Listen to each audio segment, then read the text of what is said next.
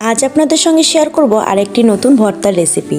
তো হ্যালো সবাইকে, কেমন আছেন সবাই? আজ আমার মা আপনাদের দেখাবে শীতের আরেকটি শাক দিয়ে দারুণ একটা ভর্তার রেসিপি। খুব অল্প সময়ের মধ্যে এটি তৈরি হয়ে যায় এবং রান্না করতেও এটি খুব সহজ। তাহলে চলুন তৈরি করা যাক। তো তার জন্য প্রথমে এখানে আমরা নিয়েছি মূলো শাক। মূলো শাকগুলোকে আপনারা ফেলে না দিয়ে এইভাবে ধুয়ে খুব ভালো করে পরিষ্কার করে কুচিয়ে নেবেন। সম্পূর্ণ কুচানো হয়ে গেলে মিক্সির মধ্যে শাকগুলো দিয়ে তার মধ্যে রসুন, কয়েকটা কাঁচা লঙ্কা আর কয়েকটা খোসা ছাড়ানো চিংড়ি মাছ দিয়ে খুব ভালো করে পেস্ট করে নেবেন। সম্পূর্ণ পেস্ট করা হয়ে গেলে এবার কড়াই গরম করে কড়াইতে পরিমাণ মতো সর্ষের তেল দিয়ে দেবেন। এটা যখন গরম হয়ে আসবে তখন তার মধ্যে কয়েকটা শুকনো লঙ্কা, 1 চামচ মতো কালো জিরে একটু নাড়াচাড়া দিয়ে তার মধ্যে বেশ খানিকটা কুচানো পেঁয়াজ দিয়ে দেবেন। পেঁয়াজটা যখন হালকা লাল হয়ে আসবে তখন তার মধ্যে মিক্সিতে করা পেস্টটা দিয়ে দেবেন আর তার মধ্যে দেবেন পরিমাণ মতো নুন, হলুদ আর চিনি।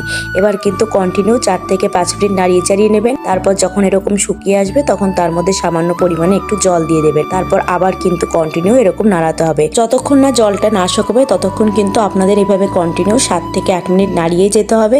দেখুন এখানে কিন্তু আমাদের জলটা পুরোপুরি শুকিয়ে এসছে এবং ভর্তাটাও একদম তৈরি হয়ে গেছে। তাহলে চলুন এবার নামিয়ে নেওয়া যাক। তাহলে মূলো শাক দিয়ে চিংড়ি মাছের ভর্তা একদম তৈরি হয়ে গেছে। ভর্তাটা যদি ভালো লেগে থাকে অবশ্যই চ্যানেলটাকে সাবস্ক্রাইব করবেন। ফেসবুক থেকে দেখলে অবশ্যই পেজটাকে ফলো করে দেবেন। আজ তাহলে আসি, ধন্যবাদ।